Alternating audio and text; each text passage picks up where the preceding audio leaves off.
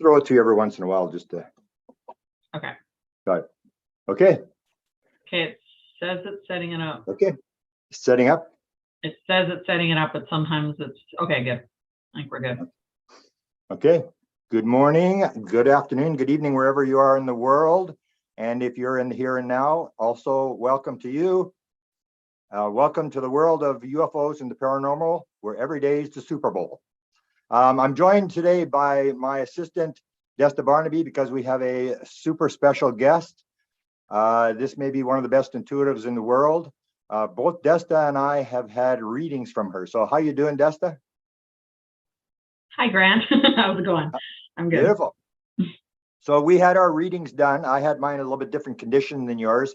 Mine is on. How did you find her in terms of the stuff that she told you? I know she told you some weird stuff, and I said that you have a company now, which you maybe can talk about. And I said, anybody who orders something from your company, you have to tell them what you were in a past life, which was pretty bizarre when you told me what it was, when she told you what it was. Well, we don't have to confirm that, but it was definitely a good reading. Hi, Cay. Hi, Desta. Hello, Grant. Hey, Cay, welcome. We were just sort of getting into your background here and the fact that we both had readings and we were both very impressed. And I'm very honored to have you on, that we can actually the way Desta and I put together a book called Contact Modalities and another book called Inspired, where we have this idea where there's a field and all the information's in the field, and you just got to find somebody who's good enough to go in there and get the material, and you can get your answers. And so you're our person to go in the field and get the material for us. And I really am honored to have you on. And the fact that you have a background, you have a scientific background. Maybe start maybe a little bit with your background. And for people who don't know, this is Cay Randall-May, who is in Phoenix, Arizona, and has had a number of books published. And we're going to talk about two of them today. One on quantum physics, quantum mechanics, which I'm very interested in, how the world started, how does the world come into existence? And then we're going to get into intuition. And that's where I think a lot of people will get very interested. Well, thank you. It's a pleasure to be here, Grant. And Desta, it's wonderful to see you again.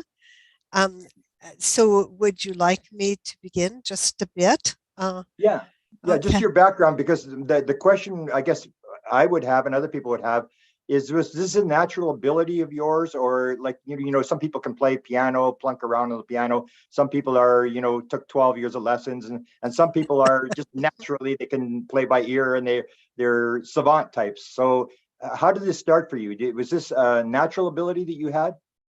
Well, I was fortunate enough to be born into a family in which intuition was accepted and encouraged. My grandmother, if she were still alive, dear soul, she would be doing exactly what I'm doing. Only thing, she was amazingly wonderful at it.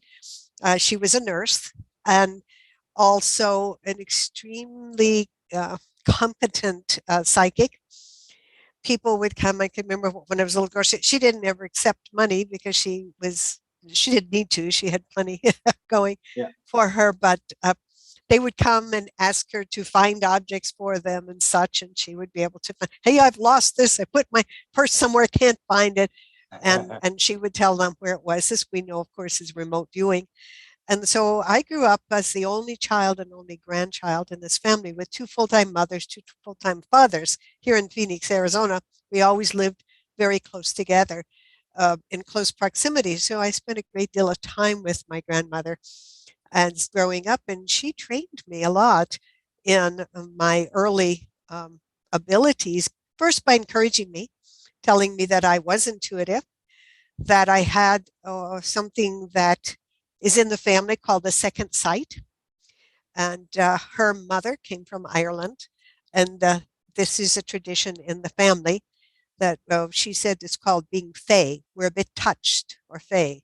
And so this is something which includes, of course, being spiritual, a spiritualist. My grandmother was a Catholic, a very good Catholic, but also a spiritualist.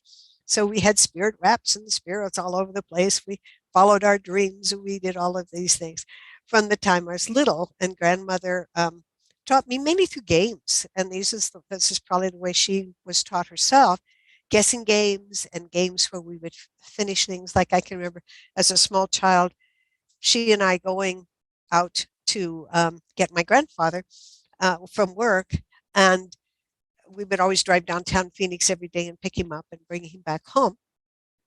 And sometimes sitting and talking about people. When I was just little, just a tiny grade schooler, and she would tell me, like, when sitting there, and she would tell me who was going to be coming around the corner before they came around the corner. She said, "Here comes this person, and this is what she looks like, and this is what you're going to, this is about her, and blah, blah, blah, blah. Now you tell me about the next one." And I would tell her about the person before they came. This is remote viewing. Now, it's never said specifically we are now training or anything. It's just a natural part of our existence. So I was raised with these great people that I knew, some of my grandmother's friends who were all very, what can I say, eccentric in some ways, but also great, great people. And I knew from the time I was really little that I would grow up. All of my friends had desires of what they're going to be when you grow up, you know, and that they were going to be nurses, or they were going to be teachers, or they were going to be, and I was going to be a scientist priestess. And this is what I knew from the time I was in first grade. I just didn't know which science, and I didn't know in what way the priestess aspect would be. But I knew it's going to be scientist priestess. I could remember past lives from the time I was little, and I knew that I was here to continue work that I had done before, but not to misuse my abilities. And this was the major part of it. I was in this lifetime not to overstep ethical boundaries and misuse my abilities.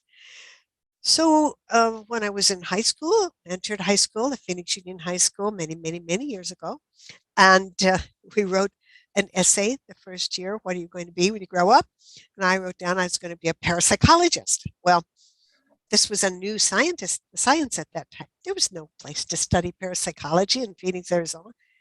Arizona State University had nothing in it. Yeah. So I soon discovered that I probably wouldn't go into parapsychology formally, but I had to choose a science. I knew I did. So my math skills are non-existent, very difficult to access. They still are.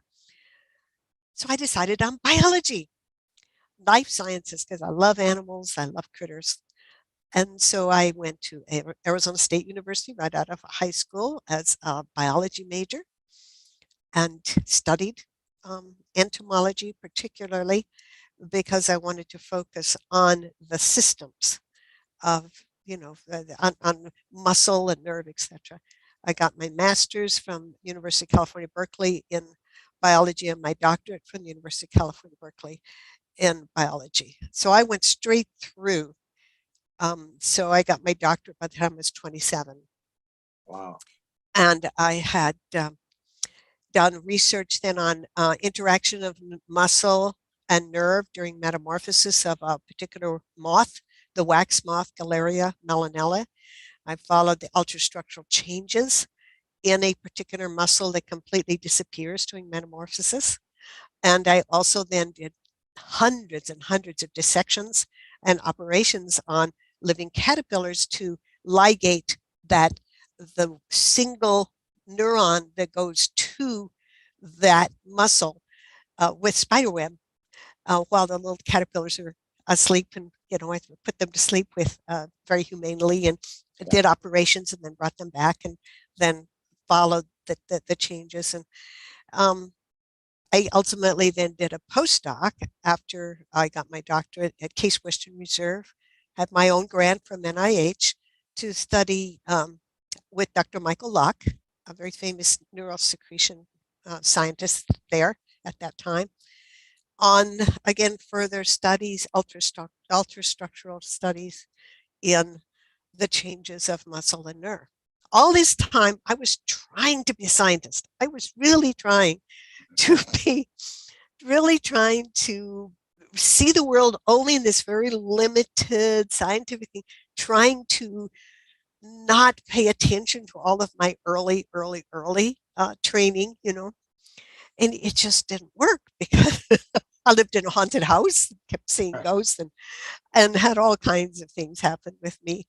And then ultimately had a healing experience, which I won't go into right now, through prayer, at that time after I got my postdoc, or actually between my PhD and my postdoc, and began studying for the ministry through that. And so I was studying for the ministry and then also working on biology and teaching. I began teaching college. I started teaching college at University of California, and as a graduate student, as a teaching assistant in insect morphology, and that is primarily the structure and function of arthropods.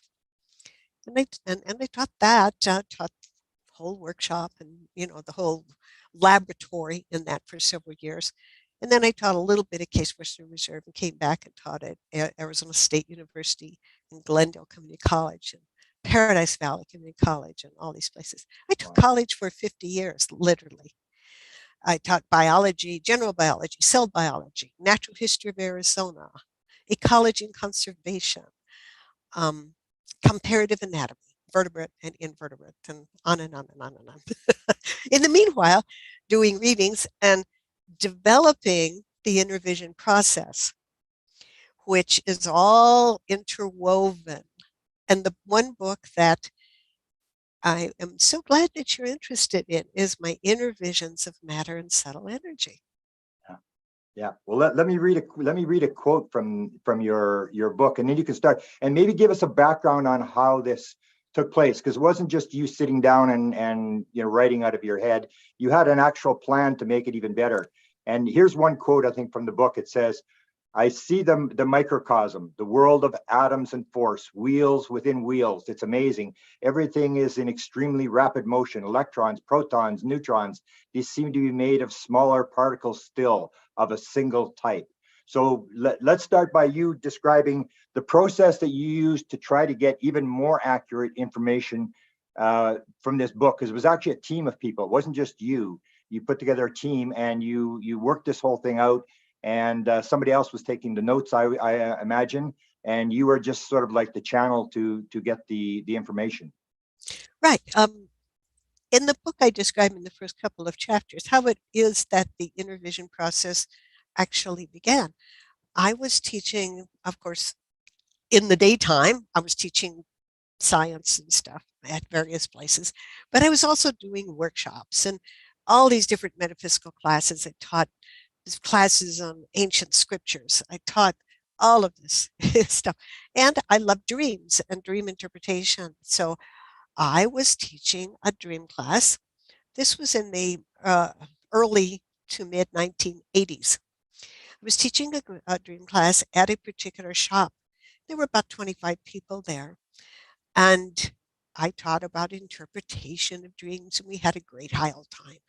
And then I left, and two gentlemen who had been sitting quietly in the back of the room, who I didn't know, they followed me out to the car and continued the conversation. We talked for easily an hour.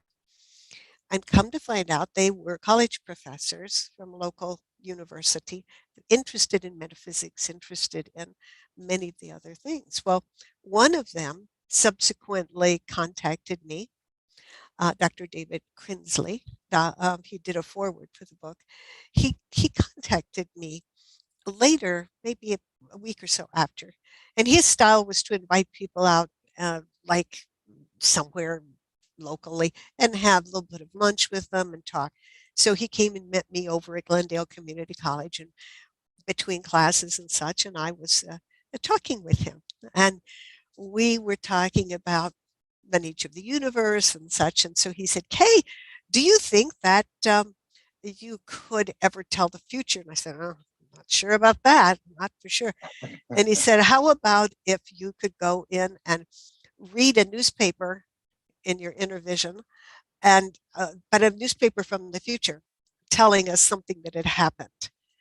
And I said, I just don't know." So he was interested in that. And at around the same time in my life, I was contacted by a hypnotist, a professional hypnotist from Arizona here, who wanted me to do some readings for him.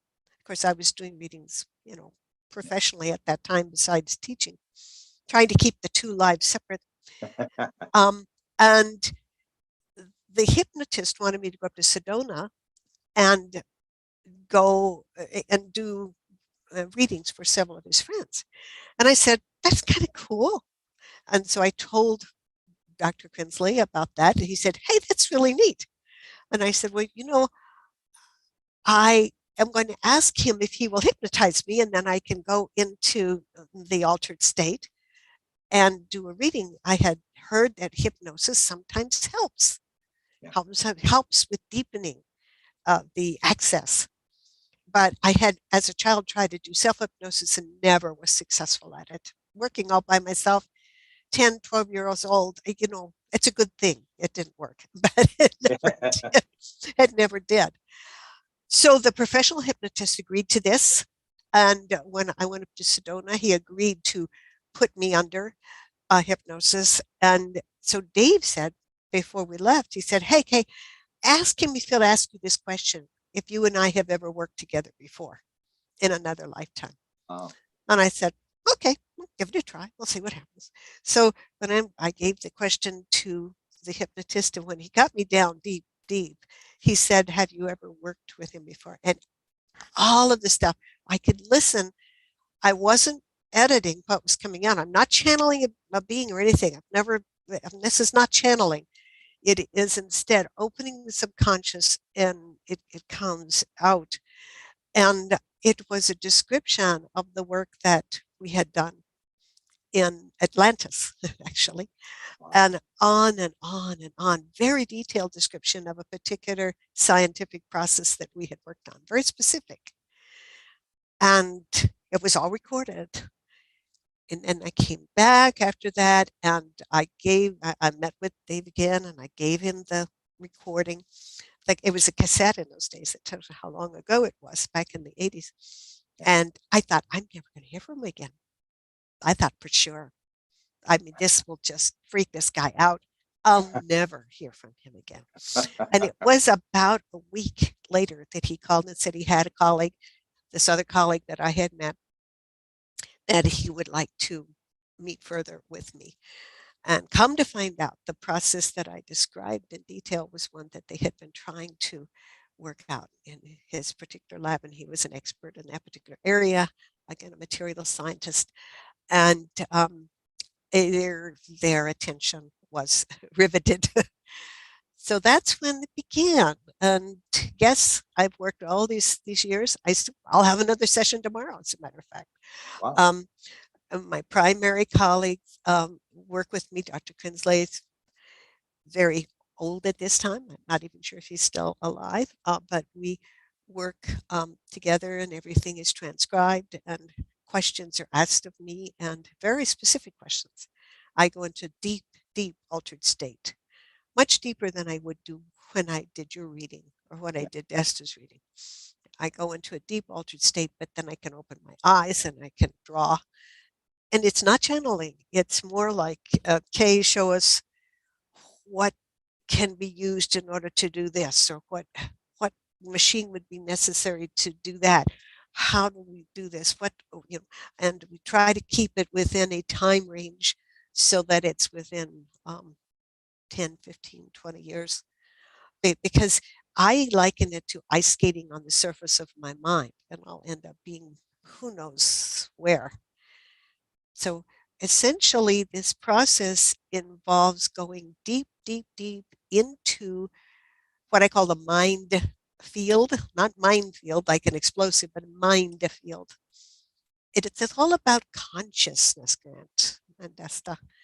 What is the nature of thought? What is the nature of awareness? And as a biologist, I got to tell you, people can describe it in great detail, anatomically and physiologically, but they can't explain it, really. And this is, I think, a fault of modern science, because often explanations are given as descriptions, but they don't really go to the nature of a process, because we live in a world of mystery. Very few people who are, as actual scientists, can describe, for instance, what's the real nature of gravity, or what's the real nature of any of these processes, that they just describe them. When you say, well, what is this? And then they'll describe it, but they don't explain it. So this process, the inner vision process, is about connecting with the very nature of consciousness. And that's where I'd like to begin our discussion a little bit, if you choose, but we'll certainly start anywhere you'd like. Yeah, that's so you're working on another book. The one that we're talking about now, is how the graviton. If you can go through that idea of how the gravitons form electrons and this field, and you mentioned the fourth dimension. So what did you mean in the book by the fourth dimension, that these things are coming out of the fourth dimension? Can you describe that whole process? They're not, and maybe they're not idea. necessarily coming out of the fourth dimension. There are many dimensions. Yeah. So let me just describe briefly the basic concept. Okay. That is that all matter, every single thing we see around us, is composed, as we know, of subunits, and these subunits have even smaller subunits than we generally conceive of. When I went to college and took physics, I was told that the electron was the smallest particle, that it was indivisible, it was a fundamental particle. Yeah. However, with the inner vision process, what I have seen is that matter is subdivided even into smaller units. We call these, my colleague and I, gravitons. And the reason we call them gravitons, for want of another word, is that they are, this is what gravity is composed of. So the smallest possible particles are not just always formed matter. They wink in and out of corporeality. In other words, they're solid, as focused energy as solid, and then they become pure energy. And then they're solid and pure energy. And this process happens billions of times per second. Therefore, I'm calling it a duty cycle. That means the rate at which this bouncing back and forth between solid, non-material, solid, that creates the dimension we're in. I call this the third dimension. But there are other interpenetrating dimensions, which are blinking in and out at slightly different rates. So yes, there's a fourth dimension and a fifth. I've seen all the way up to 12. And they are interpenetrating because sometimes the third dimension is solid and sometimes the third dimension is pure energy. And the fourth is solid. And then, and so what we have is this interpenetrating, interlocking universe. And yes, there can be slippage from one dimension to another. Usually, as I have seen it, the slippage is from, say, the third into the fourth. It wouldn't go from the third to the 12th. You know what I mean?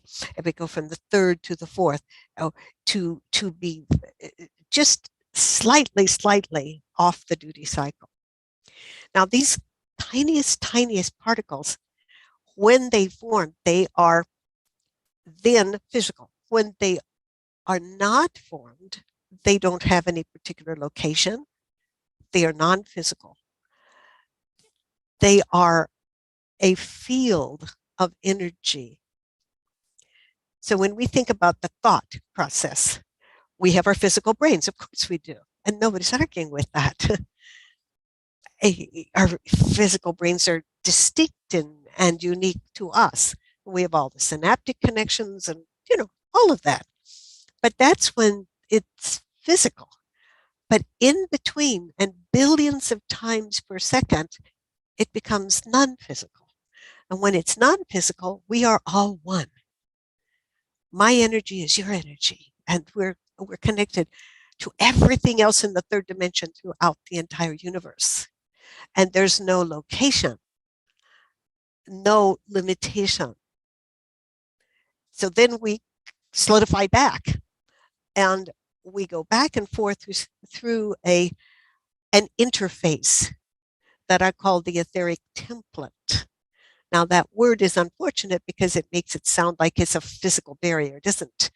It is an interface between the world of pure energy and the material world. But that is the organizational plan. And to me, it's beyond the conception of my mind how that organization remains, because this I call the mind of God, because every single particle in the universe comes and goes and is organized consistently by something. And I can't tell you exactly what that something is. It's beyond imagination. And that is the great organizational principle that keeps salt, sodium chloride. You're not worried. You take your salt shaker and the table, you're not worried. Is this going to be potassium chloride or is this going to be something else? No, it's going to be sodium chloride if it's there. And you can rely on that. So then these tiny, tiny particles organize into larger particles. So I know that electrons have subdivisions, that some of them are 3 quanta or 3 gravitons, some are 4. This makes a big difference to the type of electricity. And we go from there to all of the other atomic units that we know of. And from there, up, up, up, up, up, up, up. So when you think about us, as you and I are sitting here, we are layer upon layer upon layer of organization and complication that's constantly coming and going, coming and going. And around us, not only is there the atmosphere, but there is this zone of quanta that are coming and going that is called the bioplasmic field. It's more dense towards the physical body, less dense as we move beyond. Call that the aura and its sub components. So it's much more complicated world than we think. The process. Go ahead. Yeah, and you do go into a lot of detail. It sort of makes your head spin. You got to read every page about 2 or 3 times, and you're trying to sort of put it in your mind. And you do the illustrations, but it's something that amazes me in terms of I've always wondered, and that's why I was so interested in the book. Was people will say, oh, it's just an electron and a hydrogen atom. Well, how does that electron know for 13.7 billion years what to do and where to go? And it's like there's this organization that you talk about. So you have the physical world, then you have these other sort of levels. Where does mind come in? Where does consciousness? Is that well, we've got the physical brain. They've got the physical brain. Yeah. But then we have the mind field. Yeah. That is the totally shared awareness and consciousness. The trick is getting all of the impressions from the mind field into the physical brain, creating the synapses, etc., and then finding words for them or finding some expression. So the process involves access.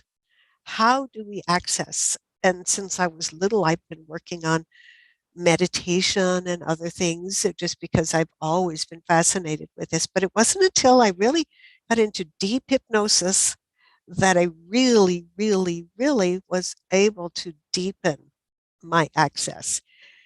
But the process has gotten better over the years, as my colleagues have found, because my colleagues are scientists and they are wanting specific information, like specific chemistry, specific everything, very, very specific. And they can test it. And they say, well, this is wrong. This is not right. We're not dealing in platitudes. We're not dealing in, other things which can be very wishy-washy. We're dealing in tangible things. And that has helped me to hone my skills. It's helped me become a better medical intuitive, for instance. A lot of my work is devoted to using this intervision process to look at the physical body and what's going on in the energy body of people that I consult with. But it's been a long process of me and sometimes spending weeks where we go many hours in a deep altered state. When we first started back in the 80s, it was not unusual for me to be in deep state for 3 hours, 2.5 to 3 hours. And often after those first, few years during that time, I would see double for a period of time after those. I usually wouldn't be able to drive for about 45 minutes after we came up. Sometimes when in early, I would be sick to my stomach. Um, and all of that gradually changed. My feeling as a biologist is that my physical brain has changed somewhat during this process, but it's been a long process of routinely going in several hours a week, going into the deep consciousness, and then having questions being thrown at me, very specific questions about very specific scientific things. And I can then open my eyes when I get down to what's called level, and I can draw, and because I'm seeing what I'm seeing internally, and then I can write. So these pictures that are in the book, they're all my drawings. Yeah. They're my drawings from when I was under deep altered state. Wow. And what are you working on now in terms I'm of? not working on a particular book at this time. I'm just seeing clients. Well, no, And but I mean, yeah, aren't you still doing this process of answering questions from the team? oh yeah, But but so but what kind I of questions can't are they really on now? I can't really discuss them. This is Okay, okay. proprietary information. Yeah. But they're about specific processes and inventions, and uh, very much specifics on different things.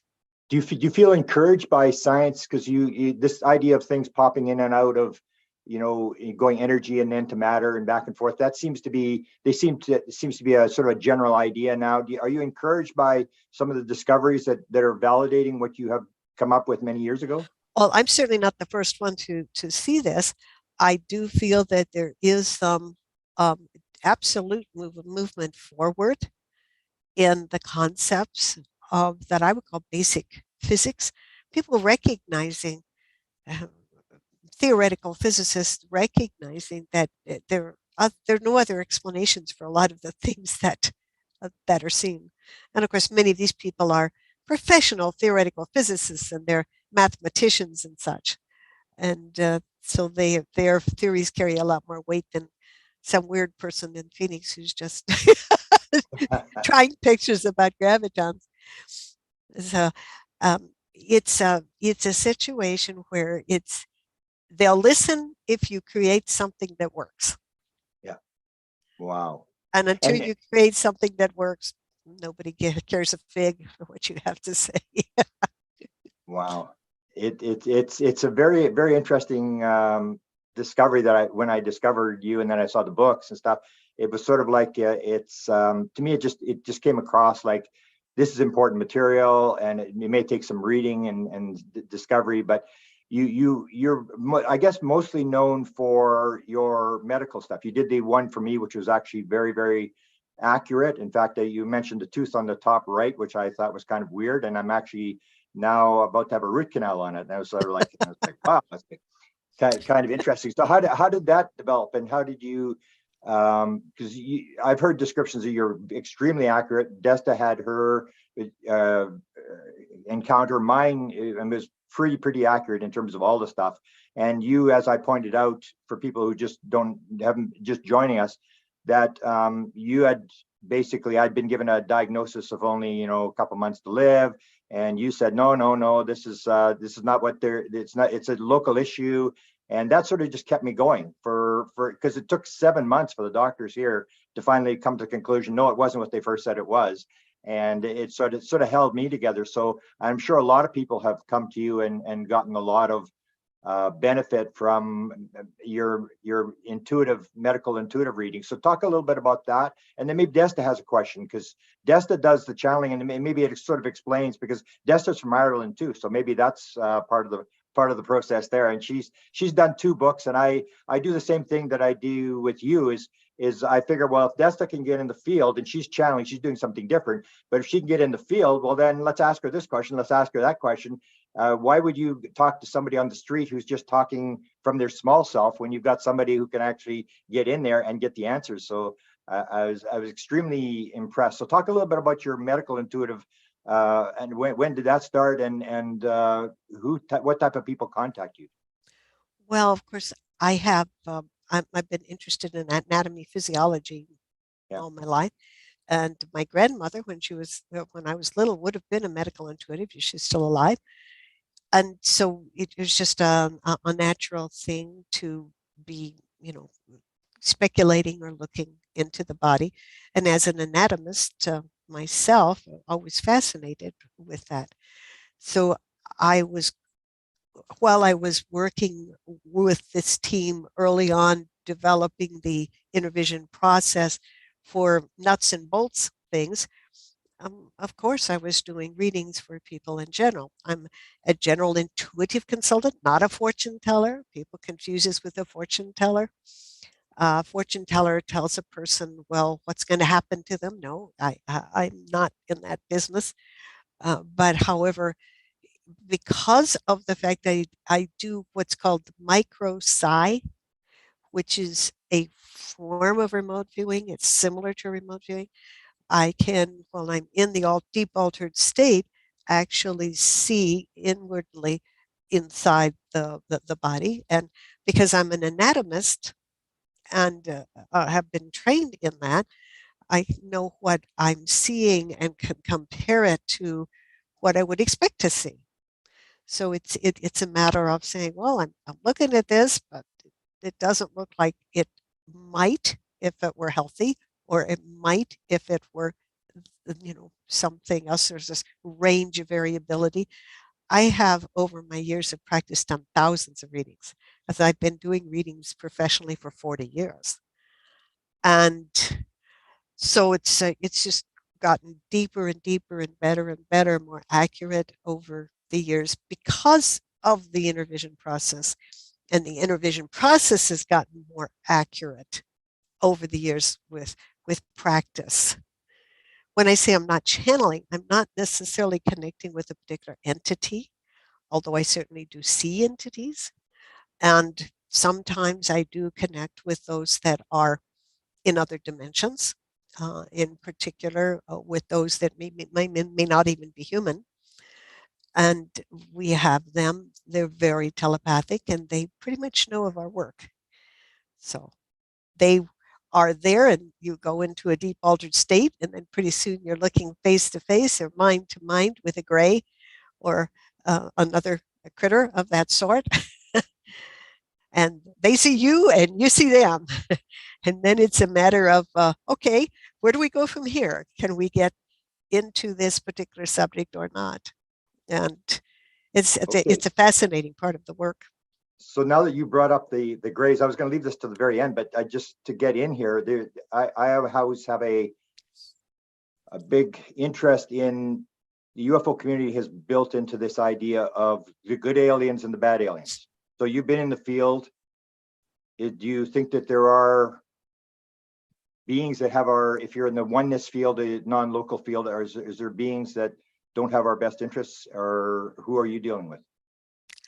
Oh, well, I am dealing with those that clearly are not, shall we say, malevolent, or they would have done something really negative to me over the years. However, as with the whole world, if you were to go outside and connect with the insectan world, for instance, with which I'm very familiar, you're going to find some beneficial pollinators, and you're going to find some critters that you don't really want to saddle up to. And go outside, look at those stars. How many exoplanets are there out there? How much real estate is there out there? There are a lot of critters. I have seen about 4 different, what I would call root species. In other words, species clusters. If I were to look at this taxonomically and from the point of family, genus, species, I see 4 different groups right now that are interacting with us. There are many, many, many, many more out there, but not all of them can get here from where they are. And just as on the earth, some of these species are what we would say ones that at least can interact with us beneficially. Some of them are not as beneficial.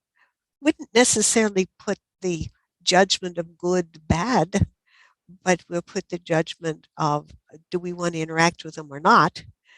Some of them seem to be, those particularly the arthropodans and the reptilians, seem to don't really have a lot of empathy. They seem to see us as objects, just as we might. Well, for instance, I suppose both of you might have swatted a fly in your life, or you might have got out the can of insecticide and easily killed a row of ants or cockroach. Well, there are some species that might not give us very much more consideration than that. We're probably something that they want to exploit for one resource or another. It's not a matter of good or bad. It's just a matter of a different consciousness. The ones that I interact with primarily are the grays, primarily the Zeta Reticulans, but also the Pleiadians. Not that way at all. They seem to be much more, I would not say them empathetic, but at least not openly hostile. It's very difficult to know ultimate plants, though, or ultimate or complete, because frankly, I don't even pretend to be able to extend my mind completely into their consciousness. But they're extremely telepathic, I'll tell you that. And what Much kind more of, so than we are. what kind of discussions? Because the question would go to why are they here? Why do we suddenly have this interaction with them? They may have been here for thousands of They've years. always been here. They've always been here. Okay. Yeah. And my discussion with them is not about that. My discussion is I want to create a widget because I'm being asked about creating a widget, particular kind of thing. And can I see if they have it, or can I get past them telepathically to see it? And often I can't. They'll let me go just so far. And then it's not hostile or anything. It's just there's this kind of blank you can't get past. Occasionally you can squeeze through in another way and get around it. But it's a lot of it is just direct mind-to-mind communication telepathically. And a lot of humans are much more telepathic, and especially among the Celts, but among many others, their family lines, like Desta, probably your family going back for generations, just as my family going back for generations on my grandmother's side, have been interacted with by these particular species. Wow. You got a question, for Desta? purposes of their own, excuse me. I know. My kitty cat is now getting up in front. Oh. Got another have a quick species. question. Oh, sorry, from the chat, Kay. Sure. That is relevant of what we're talking about right now. Is some people just want to know, is everyone born with these gifts, and is it just a matter of them developing them, or like you were talking about the third dimension and fourth dimension, a lot of people are maybe thinking that they all, when we were in this field before we got here in this, like oneness space, that everyone had all the gifts, but then when we come back down to earth, they lose it. And maybe what's the answer to why we lose it, and can we regain it? Well, there is consciousness that survives the physical body, and that consciousness that survives the physical body is part of the mind field. That is the universal consciousness. There's also a soul aspect that identifies in a particular way, and there is a kind of evolving or changing of the souls. Our physical bodies are instruments, and if we were to compare our life here on Earth with being in an orchestra, I might play the oboe, Dessa might play the violin, and Grant might be a drummer. Okay, so we all have different instruments, and yes, to the extent that that particular instrument will do what it's designed to do. Yes, absolutely. And then we would have to learn how to play it and such. So, do we all have the same hard wiring? Not necessarily in our physical body. Just like I was never that great at sports, and I certainly was not that good at math or even arithmetic. Had to be tutored to learn to add. Uh, so it's as if the brain has a certain physical inherited quality. And within certain families and certain lines, you're going to find some of those qualities that are enhanced. But could I learn to do some kind of thing? And so, of course, I could. I just have to try and have appropriate motivation and work at it. So I would encourage anyone who's interested in doing intuitive work of one sort or another that they practice, that they not be afraid, that they realize it's not as if this is just a gift that drops down to you from some other dimension, but it's about learning. And there are 4 steps that I outline in one of my other books. And that has to do with first you set your intention, and then you relax and clear. And that relaxation and clearing takes practice. Then you connect with whatever might be your target or whatever might be the subject matter. And then it's a matter of opening up in love, opening up literally so that there's no fear. There's this wonderful connection energetically.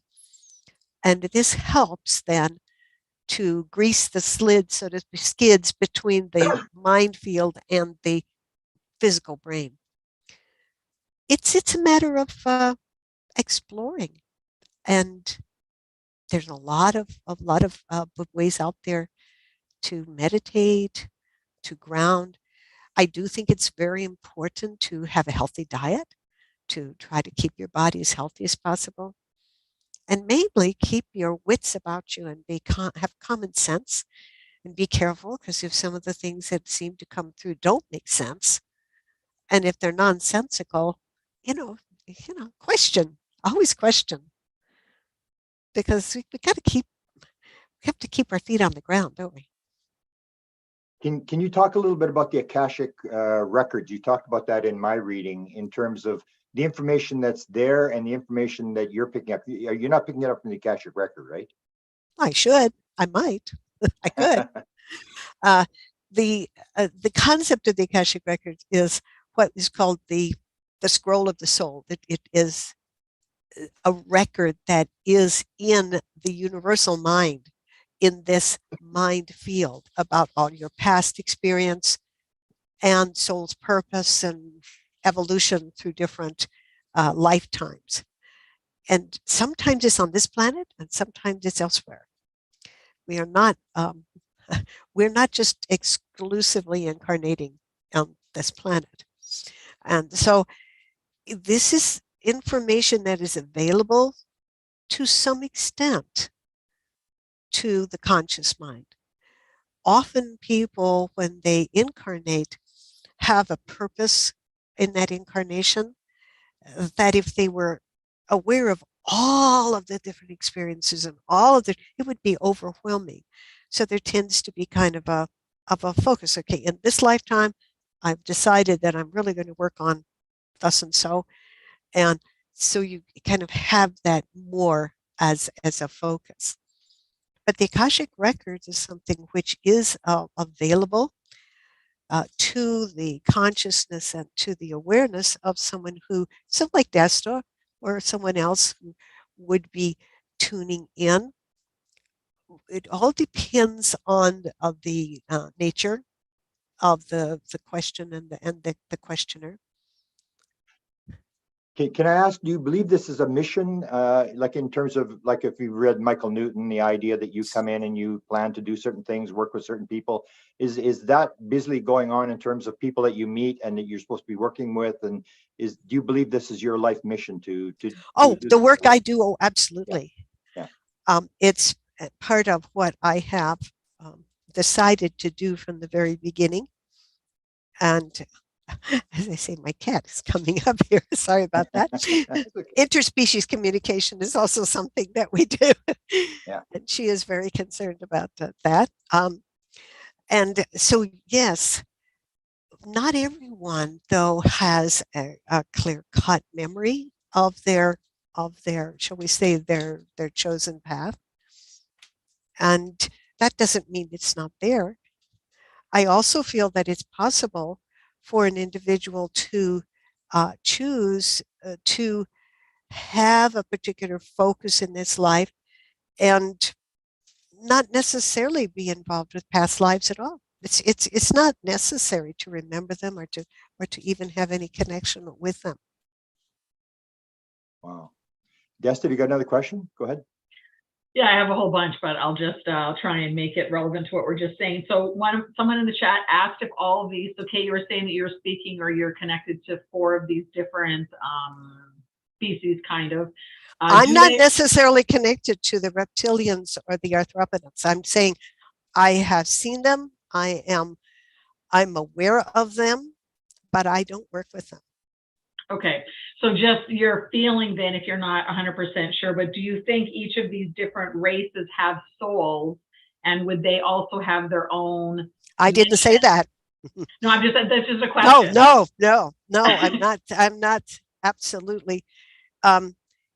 Actually, a lot of these creatures that we are interacting with, some of the grays, and they're not fully biological creatures.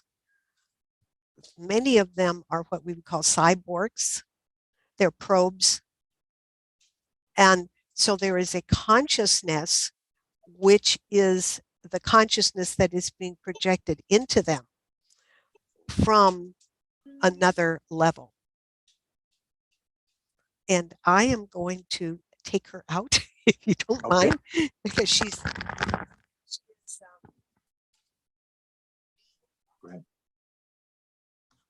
I have a couple more questions, Grant, if you have some too, doesn't matter. No, you go with your questions now. I'm getting a phone call here. I'll be right back. 1 minute. No.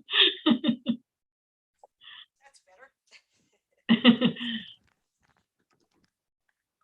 better. So essentially, when we're dealing a lot with the grays, I guess Grant went to, maybe we're going to. Yeah, he'll just be back in 1 minute.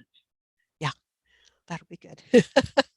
She's a sweetheart, but you know how it is. Sometimes they want. She's. So we're not recording now. Did you turn off the recording? We are, because we're actually live. So if you want to, I don't know if you want to, I can ask you a different question, or you can just, someone's just wondering about like the soul mission, if there would be, so some of these species would be more like AI or cyborgs or something, or they didn't have their own consciousness in them. Is there a reincarnation process with some of the beings that would have their own consciousness in them and missions just like we would have here on Earth? That I don't know. I really don't know, but I can tell you what I have seen. And what I have seen is that with some of the grays, and there are different types of grays, kind of like they're different models of cars, and they're different levels of grays, that they are, in the future, they will be called, the particular small gray is going to be called the bee people, B-E-E, like honeybees, because their consciousness is more of a syncytium. That's a biological word meaning it's all one tissue. And it's possible for them to have individual interactions, and they might seem to be individuals. However, they are in highly connected interconnection with each other. Through them then would come the more sentient independent being that is the one that is elsewhere. Because you can imagine space travel, you're not going to send your best astronauts out to possibly be killed in some foreign place. You're going to send the robots. And essentially that's what these cyborgs are. But they're not like the typical robots we have. They are biological. So they have a biological basis at the level of the cells, but they're also robotic. So they don't have a complete digestive tract. They don't typically eat the way we do in our reproductive tract. Now, there are other species that are different.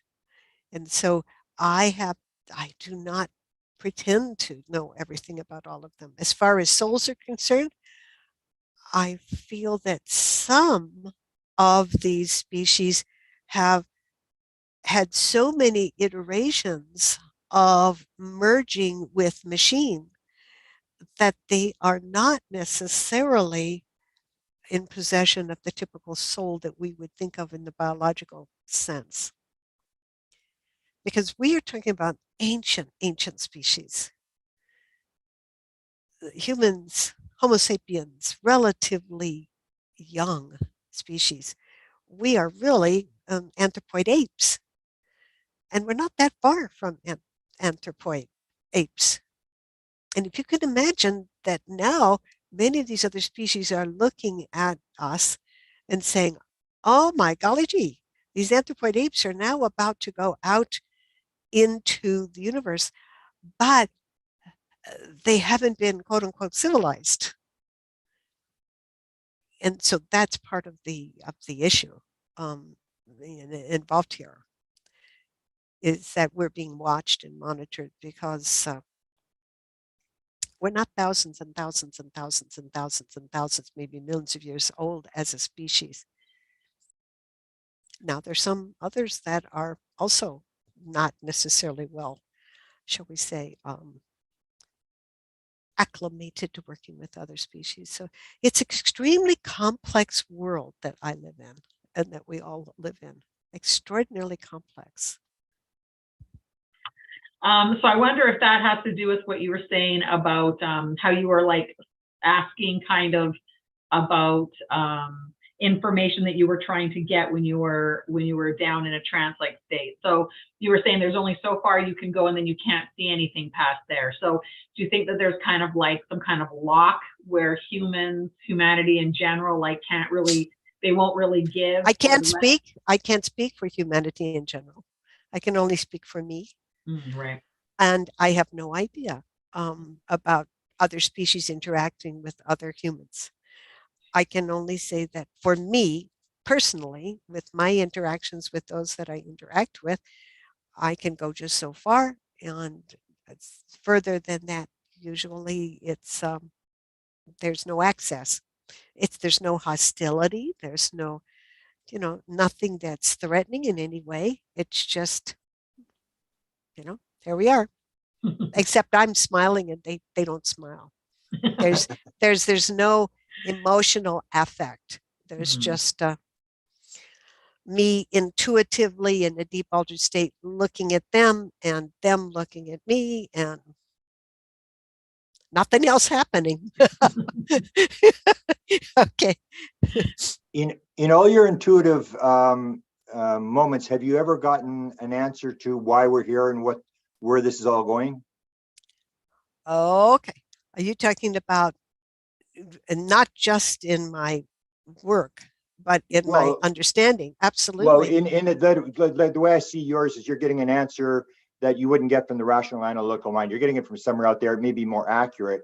But in terms of that, have you ever gotten an answer as to what this is all about? Like, why are we here? Where are we going? And what's really going on here? This has to do, I think, with the template.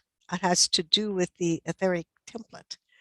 And the fact that I do believe that the universe is organized. I do believe there is a larger principle involved. I don't put a human face to it. It's not like there's a God sitting on a cloud somewhere with a harp, but I do believe that there is a much larger organizational principle.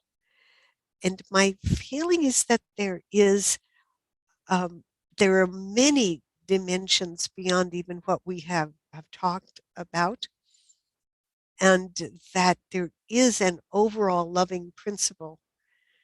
It's as if I feel as if I've read the whole book of life and looked at the last chapter and it turns out fine. And otherwise I wouldn't be in the ministry. And I am a minister. And if, people say, well, thinking about other species negates Christianity. It does not. It doesn't negate Judaism. It doesn't negate any of these religions. It just says there's just a larger congregation than we might have thought. Wow. Because, you know, it's it's uh, it's just a larger flock than perhaps we realized. Yeah. Desta? Do you know anything about orbs? Do you have any information or opinions? Oh, yeah. It all depends. There are many different types of orbs. And most of them are probes. They are essentially information gathering instrumentation. And in general, they are to be, in my opinion, you don't want to mess with them. And as an entomologist with a net, you wouldn't want to try to grab one. You'd want to kind of stay away from them. But orbs absolutely occur. They occur inside homes. They occur outside homes. They're blue ones. They're red ones. They're green ones. They're different ones. They're white ones.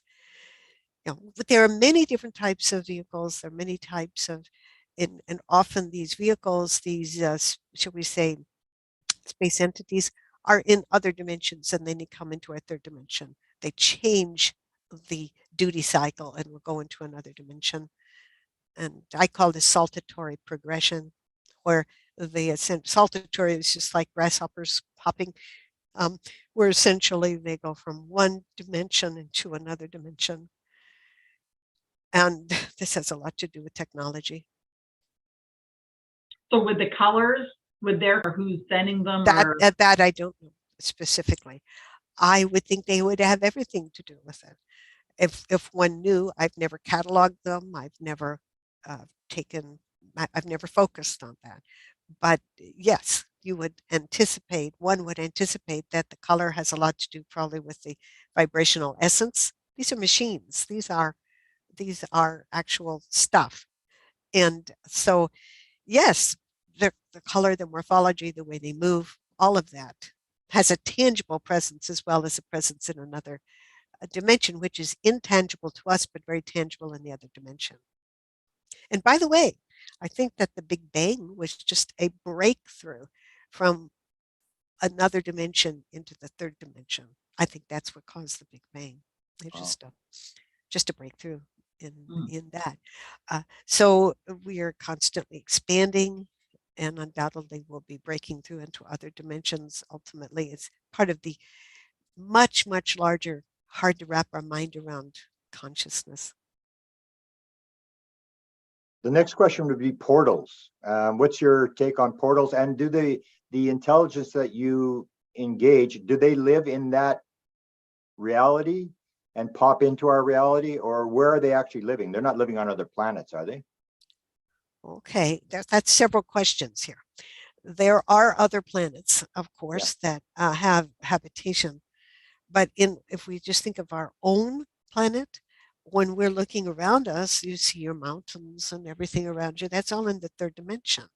However, if a species can interact with the dimensionality, then they can move from one dimension into another dimension. And that's what a portal is going from one dimension, usually just from the third to the fourth, and going then into another dimensionality and then coming out of it. Yes, there are many portals, many of them. And usually they are well known by the locals because even here in Arizona, we have the Estrella Mountains, the Star Mountains, which are sacred to many of the local Native American tribes.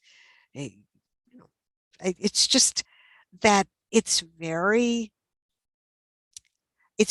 difficult to wrap our minds around the fact that there might be more than one dimension and that there would be this slipping back and forth from one dimension into another for most people, because they have been taught in the Newtonian physics, the old physics that still says that I'm here and you're there, and it's never going to change. I have a question kind of associated with that. So portals, as well as someone's asking in the chat about other beings like Sasquatches or something as well, and orbs. So a lot of these things are also often viewed together, like portals and orbs and Sasquatches. So yeah, so do you have an opinion or? Right. My sense of Sasquatch and my connection with them telepathically when I've done that is that they are interdimensional creatures, and they do have some physicality in this dimension and then in some other dimensions as well. And sometimes objects appear and disappear. A lot of people don't necessarily report that too much, where objects will appear and disappear. And usually we just say, oh, well, I just forgot where it was. And that's true with my eyeglasses, where I'm constantly laying them down and I can't find them. But when sometimes there's something much bigger and more prominent, then it's there and then it's not there and then it appears back again. Desta and I just did a book on apports and manifestations. Do you have that kind of stuff going around you all the time, like synchronicities? Through my life, I've always had that. Oh, yeah. Mm-hmm. Yeah. Interesting. We're just about at the top of the hour. I just wanted to mention that you're going to be doing an event for a group that I helped start with Mark Olson. I think you know Mark Olson. And I think May the 9th, you're going to be doing a session with the Winnipeg group where we live. Desta doesn't live here anymore, but for anybody who wants to get involved in that and maybe have questions or whatever, they can contact myself or Desta and a link for that. So I think that'll be a lot of consciousness in UFO stuff. It's a fairly big group now, but Mark is very interested. Mark, I think, also got a reading from you, and he's very interested in what you're saying. So for people that do that, do you ever do training courses in terms of intuition and stuff like that? No, you wrote the book. I used to teach. I taught college for 50 years, but I'm not teaching any longer, only because I'm focusing on my my work. So, okay, so you wrote the book, The Intuitive Career, How to Succeed. But so people can look at that book. Your book's on our Amazon. And they can get those. The one that I had, the quantum book, which was fascinating. And you have a book on healing. Yes, healing and the creative response. It has to do with the interrelationship with creativity and healing from all kinds of different things. And you do readings, so maybe we can end with that. You described the readings that you do. You don't do healings. You just do. Occasionally, I'll do healings. Yes, I'll okay. do. So describe what you have for clients that you can provide. And as I say, from my understanding is you are one of the best for people who may not know. I mean, that's what I've. Well, thank you. People would contact me through my website or my email, and then I could send them information about how to set up a session. I do individual sessions by appointment. I'm not a fortune teller. No. And I would be focusing on their physical body, energy body. I don't diagnose disease, but I'm looking at what's going on. Occasionally, I also do healing through prayer, and it's more related to prayer work. But primarily, it's intuitive consultation and medical intuition. And we're forming a new organization, several of us, the National Organization for Medical Intuition. And so you can find out more about medical intuition by looking over the next few weeks to months for Know Me. Wow. And what my last question would be, the thing that I sort of had were, have you ever had anybody come up to you and sort of afraid to talk to you because you might see something and say, have you had your kidney checked lately? No. Because we don't do that. Ethically, we don't. It just, I have a lot of friends who don't even know what I do for a living. I'm just the local neighbor lady. I'm a mother, grandmother, great-grandmother. I'm an artist. It doesn't necessarily come up in conversation unless they happen to find me. As an intuitive, if you want to have friends, you don't do unsolicited readings. Desta, have you got anything you want to ask here? And then we'll Yeah, I just have one. My last ending question here is, how interested do you think the government is into these abilities, psychic, telepathy, or remote viewing, or any of these kind of things? Um, I and think yeah, I think they're very much aware of it and that they monitor it closely.